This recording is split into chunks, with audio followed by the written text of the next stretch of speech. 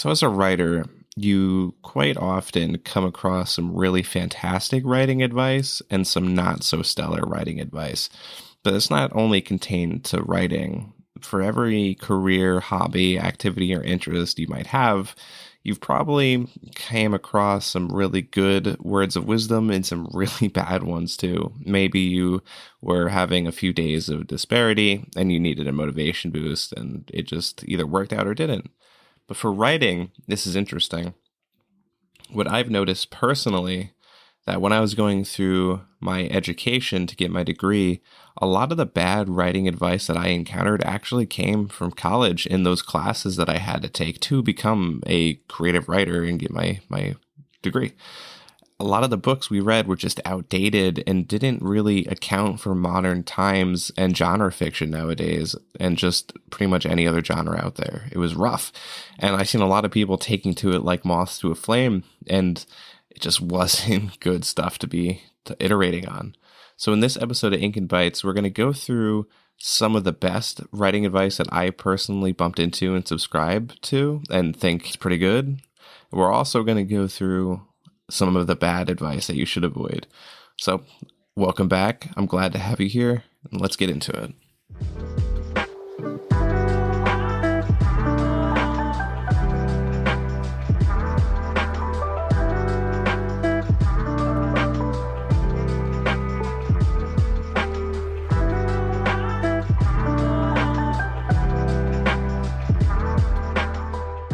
First and foremost, one piece of writing advice that I think is paramount, and I always tell people that ask me, and I'll always bring it up in conversation if I just overhear it, is keep showing up.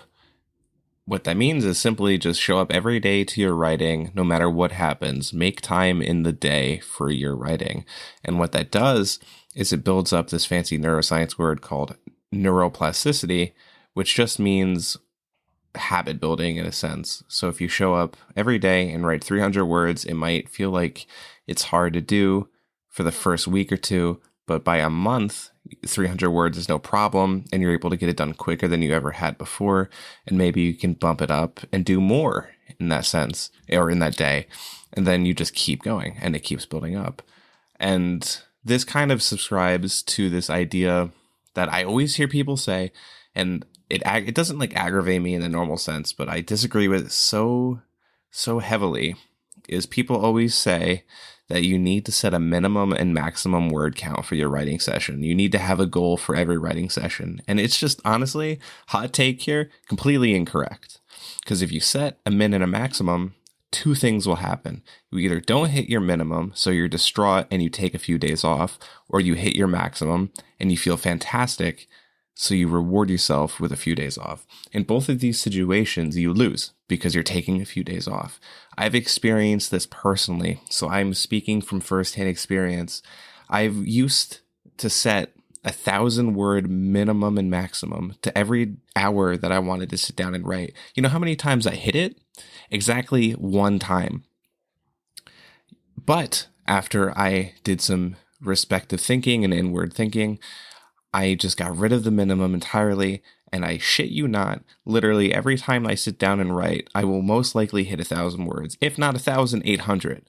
Before, when I had that maximum, I literally wouldn't hit 500, and it would fucking suck. Pardon my language. I just get so into this, and I just hate when writers set a minimum and maximum, and when they struggle to hit it. Never do it. It is not worth it. But this all circles back to the point of keep showing up now that I'm off that little rant soapbox. If you allow yourself to keep showing up every day to your writing with absolutely no minimum or maximum set, you have no time restraint, you just have a time that you're going to sit down and start writing. And then you'll stop when you feel like you want to stop. It gives you the freedom and the space in your brain to think instead of worrying about your time and instead of worrying about your word count. Now, my good friend Dan Hendrickson, shout out to him, doing some amazing stuff in the Web3 space. When he's working on his design or other creative projects, he'll work on them until he feels the disconnect or until he feels like he doesn't want to do it anymore. And he'll stop right there in that moment. When he told me about that, I really resonated with it, and I've been thinking about it over the few days. And it's just a really powerful thing if you can get yourself to do that. When you're writing and you don't want to write anymore, just stop. Just stop, pat yourself on the back. If you got 30 words down, 100, you got there and you wrote. That's what matters. And this hints at the idea of this concept that's called the 20-mile march, which we're definitely going to be talking about in the future. I just need to remind myself on certain elements of it before I talk about it. Matter of fact, I wanted to do that today in replacement for this episode, but I haven't got, like I said, a chance to research it as fully as I want to, but we're definitely going to be talking about it. And it is a fantastic structured principle to follow if you have really big goals and you want to make it to. So just keep showing up and allow yourself that space to write. Next up at number 2, and this is definitely something that I should have done a long time ago, is engage with the writing community. And believe it or not, there is a whole community out there in the world and internet that really want to help you on your quest. And they want to help you succeed, and they want to talk about your work. They probably even want to provide feedback if you're open to it. And being a writer can feel like a really lonely thing at times because you're kind of in your own thoughts and you have all of these stories in your head that you want to tell. And it can just feel isolating at times. And there's a reason why there's stories of so many classic writers going crazy or just having attachment issues, because it can be kind of lonely. So realizing that there's a community out there of people that you can tap into to help you and to learn from is a really, really big thing to consider. And if you're into genre fiction in particular, you probably know, and I'm going to butcher the name, so just bear with me. You probably know of this resource called NaNoWriMo, something like that.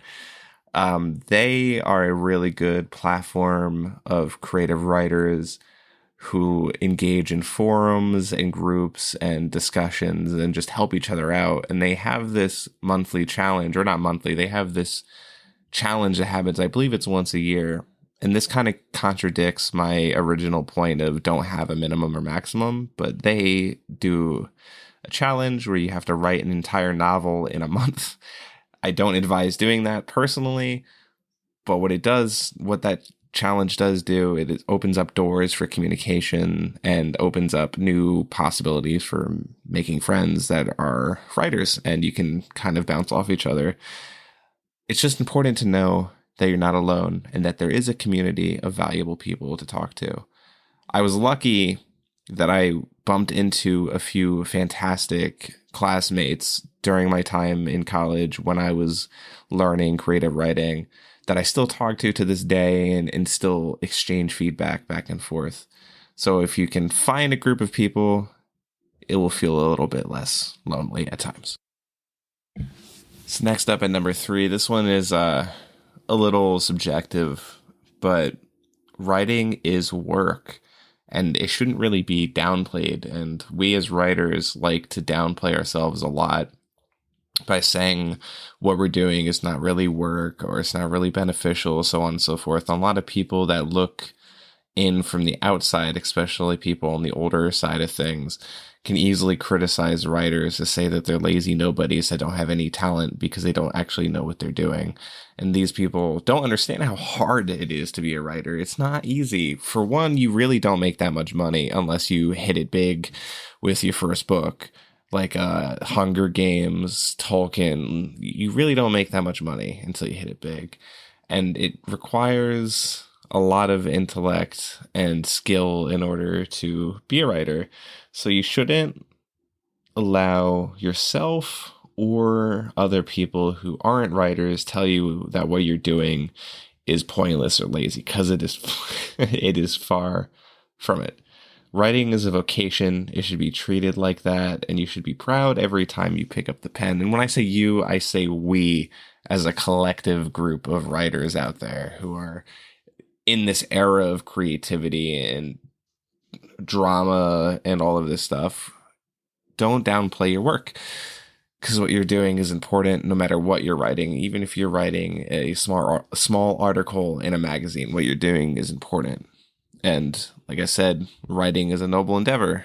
It will make, and at the end, it will make the feeling when you're actually holding your work physically in your hands, all that more sweeter when you look back at the people that doubted you and wanted to downplay your skills and your decision to become a writer. At number 4, and I'm kind of a fan of this one too, and I really resonated with it personally, is write when you're inspired, but don't wait for it. And I'll give some contextualized information for this. So when I watch a movie that's a really good movie that brings me to tears, or is just a badass film, or when I finish a really good single-player story-driven game like The Last of Us, and I'm trying to think of another one, like Dying Light 1 and 2, Uncharted is a better example for me. When I finish playing those games, or if I go through a really awesome moment, I'm just absolutely struck by this want to write, because the ideas are coming smoother, and it's like the muses are guiding my pen in that sort of way at those times. Because there's just something in the film and in the game that spoke to me. It unlocks a creativity door in my brain. But to the tail end of the title, but you don't want to wait for it. So if I followed the schedule of only writing when I feel inspired, I would have weeks and months of downtime in between the brief hours that I am really inspired by what I just experienced. So, as the popular leadership speaker and teacher Jocko Willink says, it is important to find the dichotomy between writing when you're inspired, but not waiting for it because inspiration might not come. You have to kind of find the balance between both of those. When you get inspired, fantastic. Use that as a jumping point and as a spark to get the flames going. But when you're not motivated, or I should say when you're not inspired, don't just not write. Remember what we talked about for the first one is keep showing up every day. You see how it all goes back to that? It's a circle. You always have to make sure you keep showing up. All of these tips kind of use that as their foundation. So again, this is interesting too, because I used to try and spark inspiration. Like if I wanted to have a writing day, I would try to watch a movie that I really like, or I would try to play a game that I really like that used to spark the inspiration in me passively when I wasn't thinking about it. But when I was doing it on purpose, it wasn't happening. So it's kind of hard, right? So when you feel inspired, write, but don't wait for it and don't try to make it artificial. And it all goes back to keep showing up. And finally, the last bit of advice that I had in mind for literally all of 2023, but I wasn't really able to put it into words either vocally or written, is this right here. First, make it exist. Second, make it make sense. Third, make it good.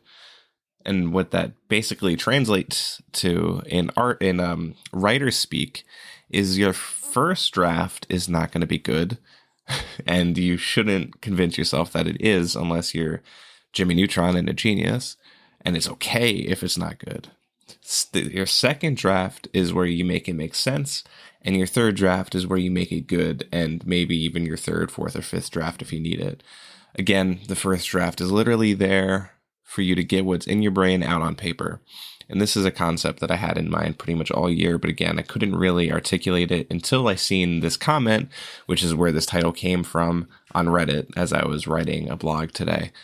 And originally where the seed came from was from the author who really motivates me and is my North Star, Pierce Brown, who is the author of the Red Rising series, and he's currently blowing up in the science fiction space because of these books. He even has his own convention. HowlerCon.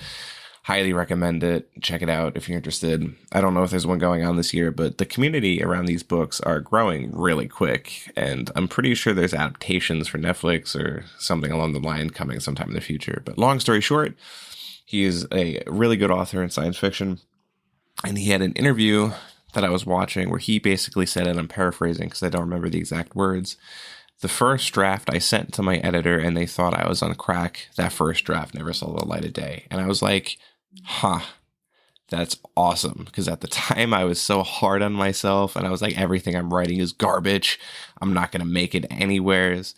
And just realizing that even from him, this proven established writer that his first drafts were like looked at like, are you crazy? It made me feel significantly better. So if you find yourself in the same situation that I did and still do at times when I'm really down, just keep in mind that your first draft isn't going to be perfect. And even famous writers now still have the same exact struggles that new writers do.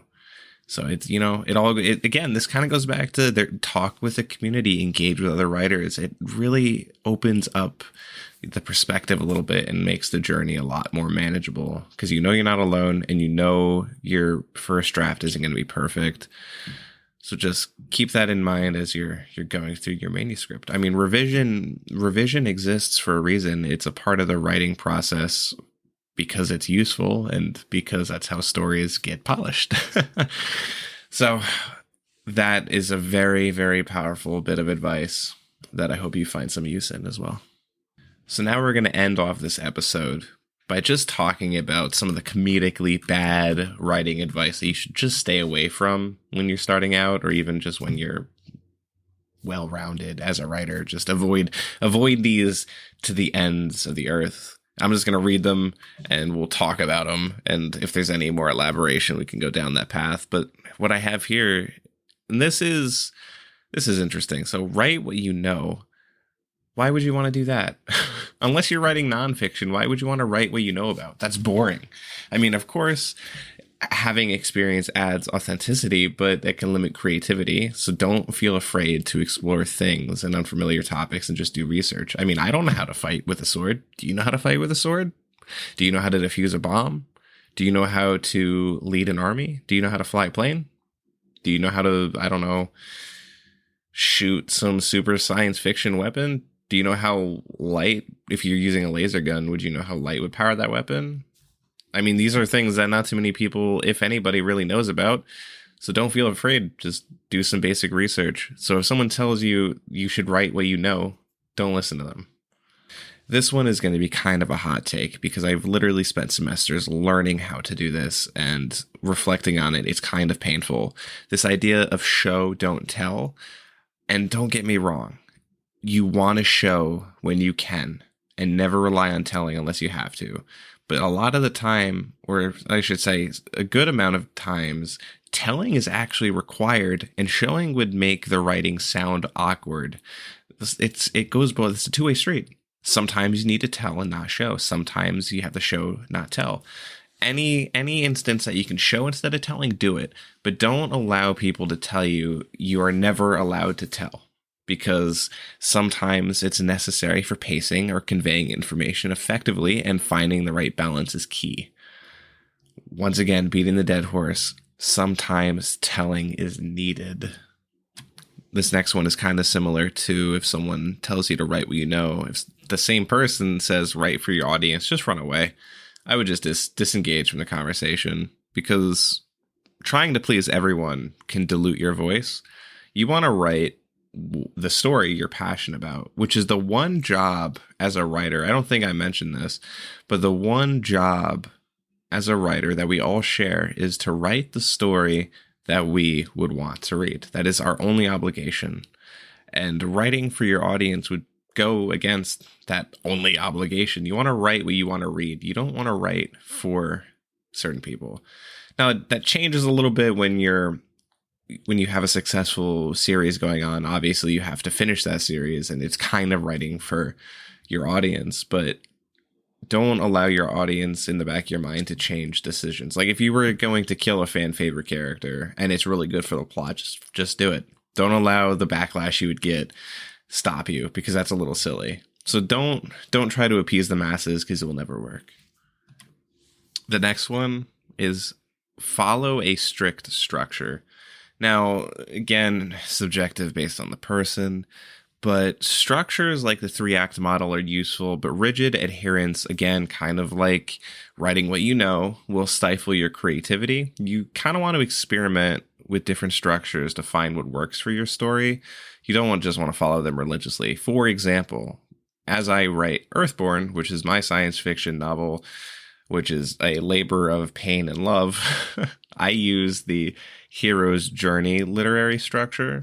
but I don't follow it strictly. I actually took it and made modifications to it that help me use it for my story in a better way than just the normal hero's journey. So basically, I'll open up the hood so you can take a peek inside. What I did, very, very simple, is every time you're going to transition to the next phase of the hero's journey, so like call to adventure, so on and so forth, when you're going to the next stage, instead of just jumping right into it, I added inflection points, which are those moments that go into the next step in that literary structure.